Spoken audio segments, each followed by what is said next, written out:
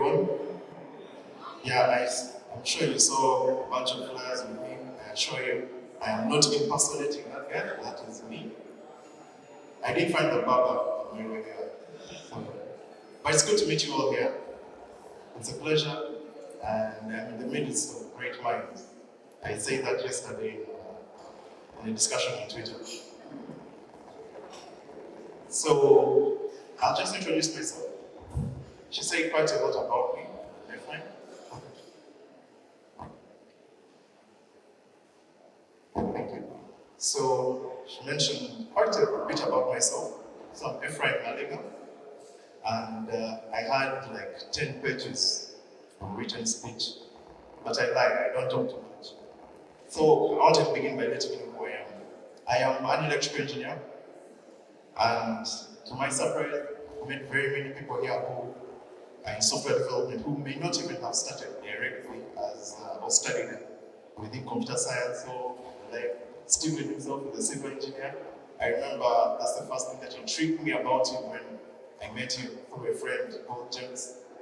And I'm here with very many people who I've worked with. Ashraf, I have seen Jerry, Ryan is here. It's such an honor to be here with everyone. And about me, she did mention that I'm passionate about innovation. Anything new, really, that has an impact, something that really drives me. I like to see people come up with new ideas or come up with new things.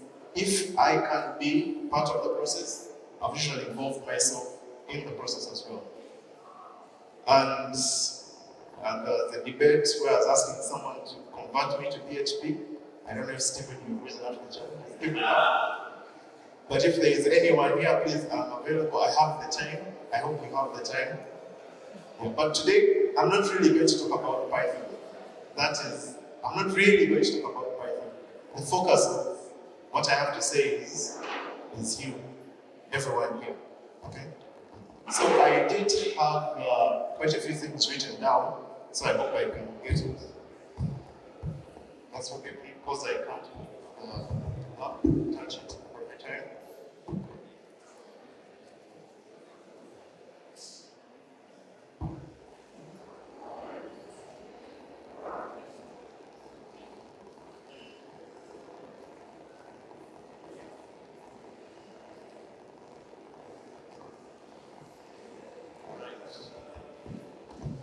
I'm used to standing in front of my class and the laptop is right in front of me. I use devices. It's for steering. So, as much as I really like to talk about myself, like I say, the focus of today is everyone who is in this room, because you are the important people today. And I'd really like to maybe focus on the work that every other person has done that has impacted the software development scheme of our environmental communities to date. Okay? And there is a book that Malcolm Gladwell wrote called Outliers. Many of you may have read it. For me, one of the key things that stood out for me is that success is the result of what sociologists like to call accumulative advantage. That statement, or the book in its entirety, kind of dislodged the sense that success is an individualistic effort. Okay? To be successful at anything, we are told, or we're given stories that you have to go at it alone, or you have to go through certain hardships where you have to persevere. That is true, you do have to persevere, you have to be hardworking, but he pointed out quite a number of things, that there are a number of factors, environment, people, or otherwise, that could have led you to where you are. And I think having a community like this, having events like this, where we are meeting quite a number of great minds, gets to show us that if we rely on each other, as we'll see, we can actually build great things. So, October 31st, on the 13th of October, 1931 rather, a gentleman called Jack Dennis. You may not know him, but he was actually a key contributor to Unix as you know it. He also was a key developer into something, a programming language that I would say impacted my very beginnings. It's the paradigm of data flow programming. It's not very popular, but you may have had it. And actually, at the very beginning in 1923, the gentleman you see on the left, John Larry, he lived for a short while. He died at the age of 41, but he worked at Bell Labs. And it's actually, some people actually believe he started data flow programming at Bell Labs because he was involved in finding very many statistical methods of determining things to do with who can get a loan, who will pay up. All this work started way back in Bell Labs. So he, I would say, many people call him the father. The framework, all the fundamentals of data flow programming were actually covered by Jack. Then so built on what John Larry had started on. And I'm going to kind of tie up the loose ends. I'm just throwing that there in the air. You'll get to see that. So, when we move forward, fast forward to today, we have a number of things. And everything you see here is a tool that has been, I would say, lent to us in the open source community.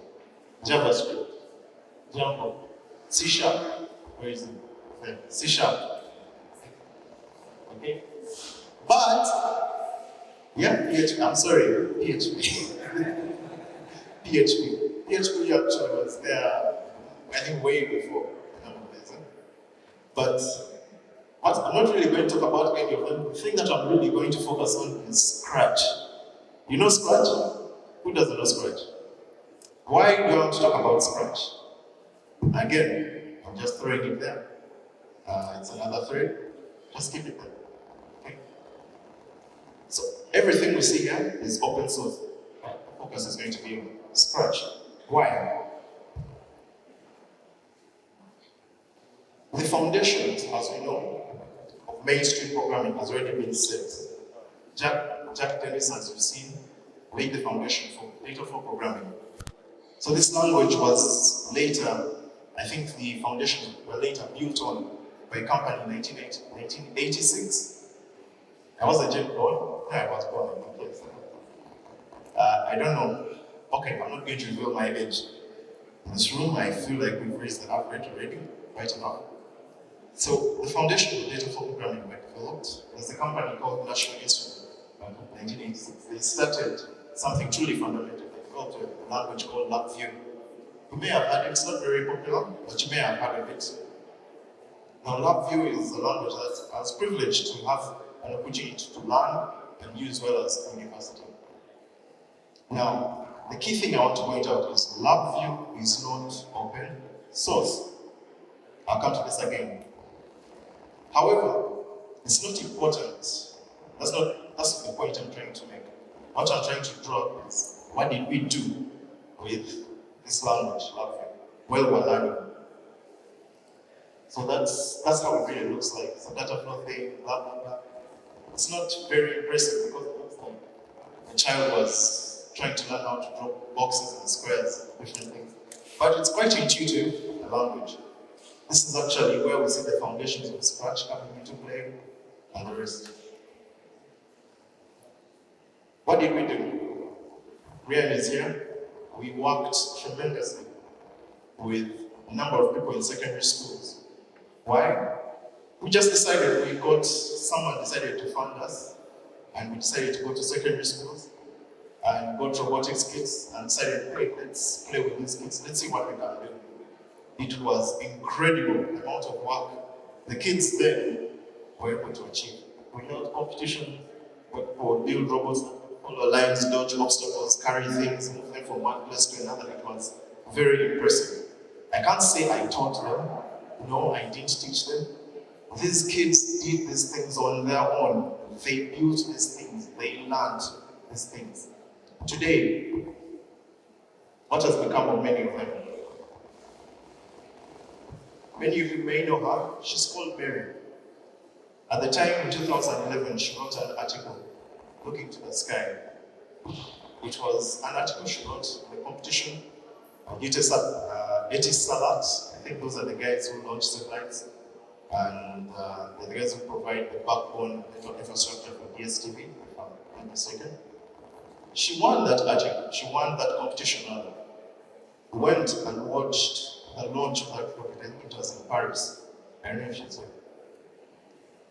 If what we did at the time contributed to 1% of the inspiration she had, then that's a win for us. Many of you may know Alvin. This is an old picture. I assure him he's gained quite a few pounds or kilograms. Book is already available for some, there's plenty of food to eat. Alvin was very involved in robotics. He was one of the first people he knew that were engaged in machine learning and data science. And to date, and he's currently working in NSSF as a data scientist. David Tuscura, he's a founder. He's a founder of a company called Innovators. This is a hardware company where they build solar-based products that monitor solar systems. So, where are we coming from? This was a simple idea at the time when, I think third year, we said, let's get these Lego bricks, let's go to schools, let's show them what they could potentially do, and let's see what happens. It was simple at the time, but the impact is there, it's felt. Again, if what we did contributed to just 1% of this inspiration, that's a win. Now, today, I'm proud to say that it's not only them who have been influential in their spheres. Mary was one of the first female software developers in Safe Border, which we know has had an impact in our communities today. David and Alvin went on and become founders of companies that are actually thriving or are working in thriving companies. And why is that? They're showing us that Ugandans are capable of doing things.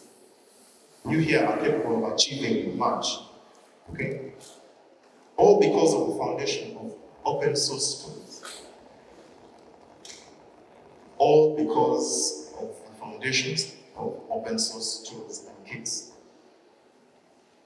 However, in this powerful story, I'd like to point out a very problem that the open source community is facing.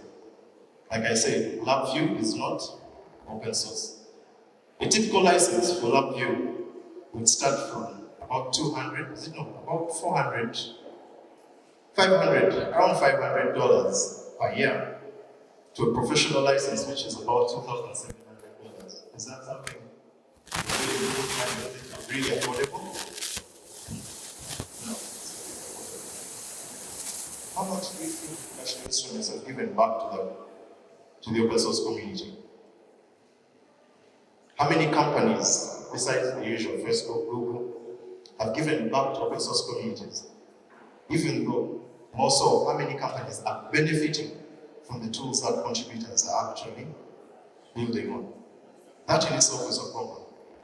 The open source community has its issues, okay? Like the Django community, which I'm very passionate about, has its issues. Diversity in terms of ethnicity, blacks, it's predominantly filled with white, and not just white men, for that matter, okay? And there are very few women, actually, who participate in this community. But that doesn't mean, like human nature has quite a lot. There are the good and bad aspects. But this presents an opportunity for us. Okay? We can change that narrative. The African aspect or perspective is actually missing in open source contributions. I'm not saying that it's not there, but it's not widely felt. Stephen, as far as I've known, is an open source contributor from I don't know how long. There are people here who have contributed to open source in immense ways. Personally, I remember one time, I used Python a lot. So Microsoft released the pipelines for their Azure, the Python pipelines for their Azure. So there was an issue with the documentation. There was an error actually they had made in one of the documents they had where the method was called the wrong object, and that was something I saw.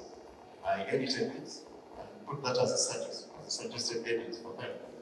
It was accepted. How can you contribute, in other words? You can contribute in immense ways in documentation, contributing to the documentation. Sometimes they need people to translate the documentation to native languages, and you can do that. Sometimes they need people to proofread everything that is there, and you can do that. Sometimes they need people like the folks of the open source community here to just spread awareness, and that is something we can do. Okay? That's why I'm impressed with the work of the guys who developed Scratch. Scratch started in 2000.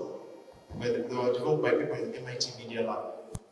There was a lot of stuff doing at the time, but they wanted to find an easier way to educate children, get them into programming.